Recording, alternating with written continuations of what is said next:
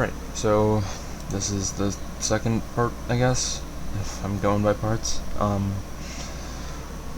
I noticed in the last one that there were a few spelling mistakes or grammar errors, which I missed during my first, edit, I guess.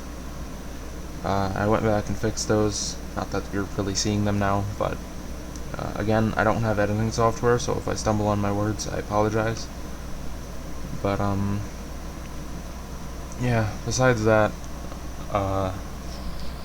there's a fight scene, with fight in air quotes, in this part of the story, so, my voice just fucking cracked. So, that's cool, I guess, but I'm a little shaky on my confidence with fight scenes. I'm a little shaky on my confidence with writing in general, but still, I'll try to improve how I choreograph, or that's probably the wrong word, how I write. Stop using fucking verbose words. How I write fight scenes. But yeah. I'll start now, before I ramble for the next 20 fucking minutes. The next moment, we're off to a good start. The next moment, Phobia's eyes disappear, and slowly my vision returns to me. At first, everything is blurry. I hear some muffled voices and see some loose shapes, but slowly things begin to become clearer. First my vision focuses as the view of the starry night sky fills my sight. Then my hearing adjusts, and the beauty of the sky is contrasted with the distressed voices of siphon guards. Damn it! I knew it was only a matter of time before that brat killed himself. One of the guards exclaims. Even so, when Pharaoh finds out about this, he's gonna have our heads. Another says, still in a panic. It seems their main concern is that they'll get in trouble with those higher up than them. I guess that only makes sense, and yet it still infuriates me. They won't need to worry about their boss having their heads, though, will they? I hear Phobia's voice say. It seems only I can hear him, as the guards don't seem to react. No, they won't. I think to myself, hoping that Phobia hears me. Well then, let's get you back on your feet.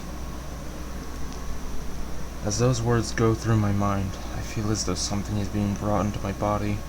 A foreign feeling, and an overwhelming, yet not unpleasant one. Like a rush of energy is being absorbed by myself.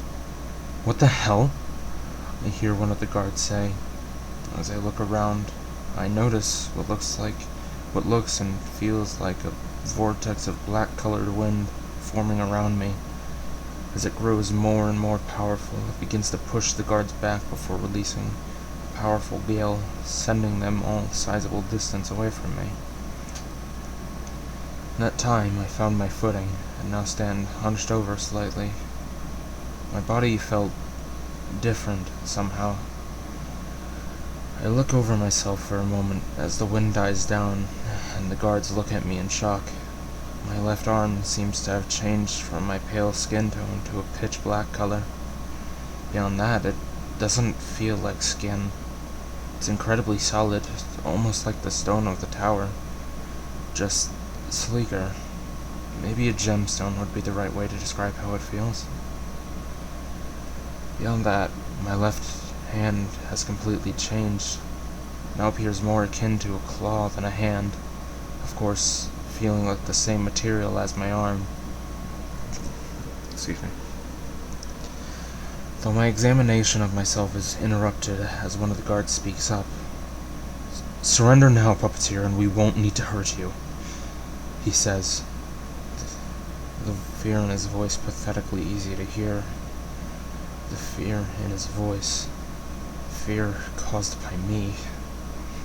It shouldn't be something I'm happy about, and yet I can't help but feel a sick satisfaction.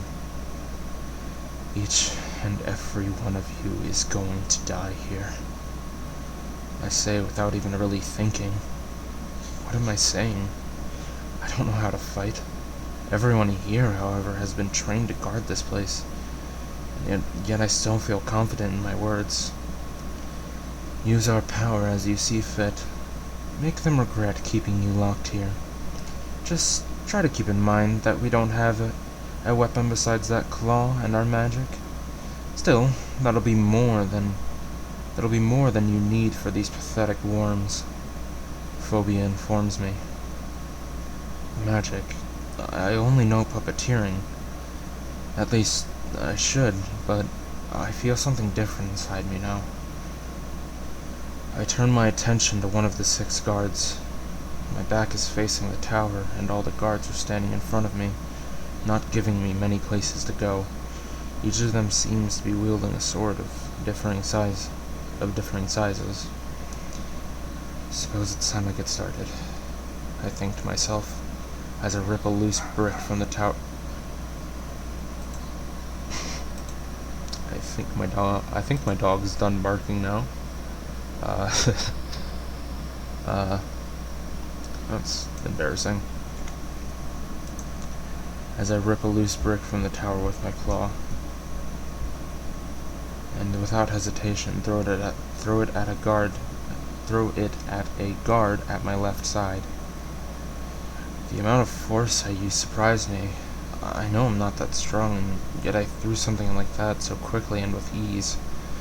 The next surprise I'm given is the amount of blood that is sprayed out from the guard's head as he falls to the ground. Did I kill him that easily?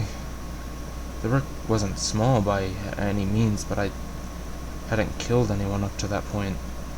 The only experience I've had with death before has been seeing the bodies of those whose soul I extracted to create puppets in the books I had in the tower. I should have been disgusted or scared or something other than what I felt, but all I felt was satisfaction as I saw the guard go limp and as blood splattered on his uniform. I could feel a smile creep onto my face, and as hard as I tried, it didn't go away. How the hell? This kid should have atrophy or something. So, how the hell?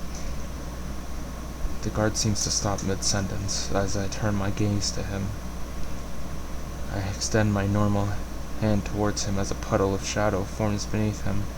Several dark-colored hands extend from the puddle as they firmly grip onto him, holding him in place.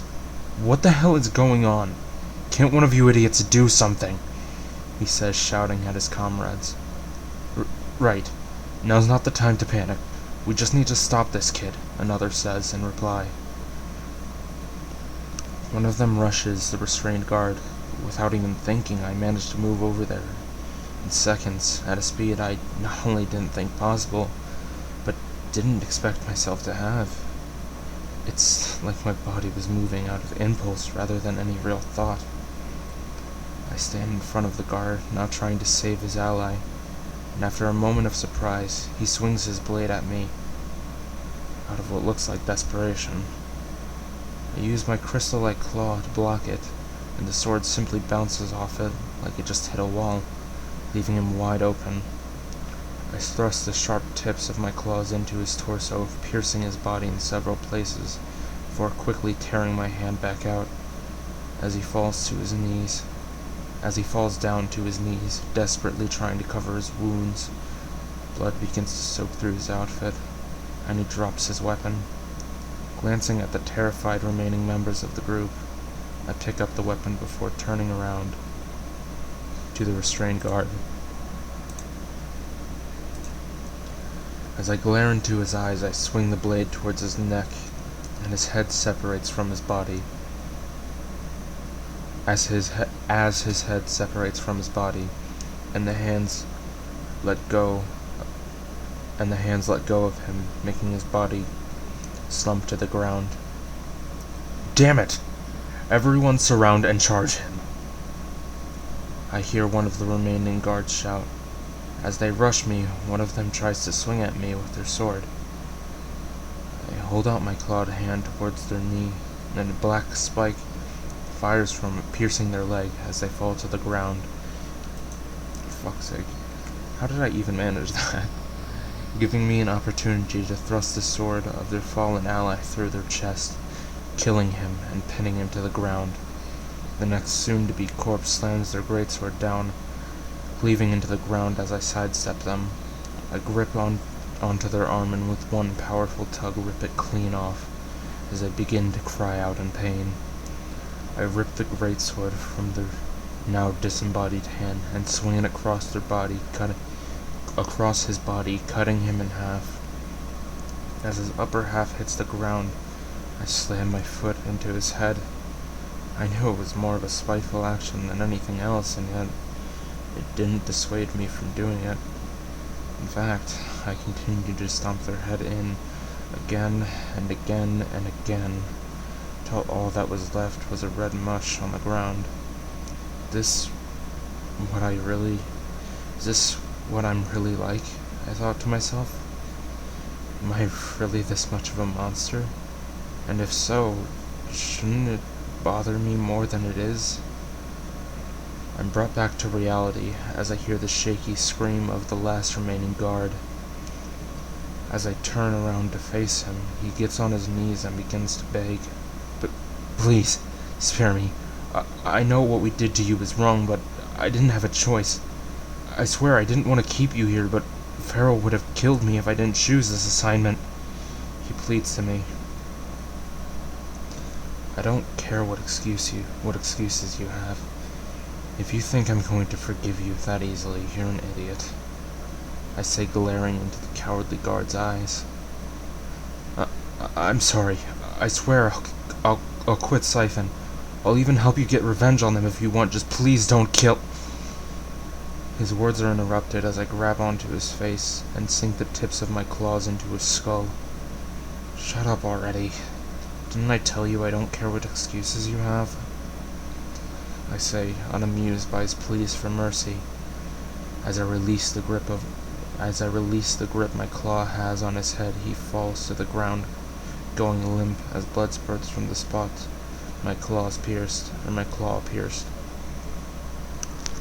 Not bad. A little more practice, and I doubt anyone will be able to stop us, Phobia says, as I stand surrounded by the bodies of those recently slaughtered. So where to next? Personally, I suggest Giant. It's pretty close, actually. It's pretty close, actually. Maybe a few days' walk? Says the clearly joyful Phobia. That sounds long, I say, unenthused by the amount we would have to walk. Oh, come on. This is your first time outside of the tower since you were kidnapped. Having a little nature walk might be fun. Besides, I need to inform you of how the world works. It'll be a bit of crash course, but the books you read might make it so you're not completely unprepared, Phobia says, trying to persuade me. And it's not like we have a more efficient way of travel, he adds on to his previous statement. I let out a sigh. Fine, I guess that's what we have to do then, I say, relenting myself to the long walk that's about to ensue. Still, if the tower is really this close to Dryan, why did they abandon me? I think to myself. Before we head out, though, there's one more thing I need to settle here, I say to Phobia. Oh? And that is? He asks me. That's where I'll call it here. I honestly thought that part was a bit shorter than it actually was. But I guess it wasn't, which, I'm not upset about. I enjoy reading it in the voices, even if they're, maybe not great. I do enjoy it. But, yeah, that's all for this part. I have one more part that I have currently written, that I'll probably wind up reading in this same session, just not in this same video, I guess. But, that's about it for now. See ya.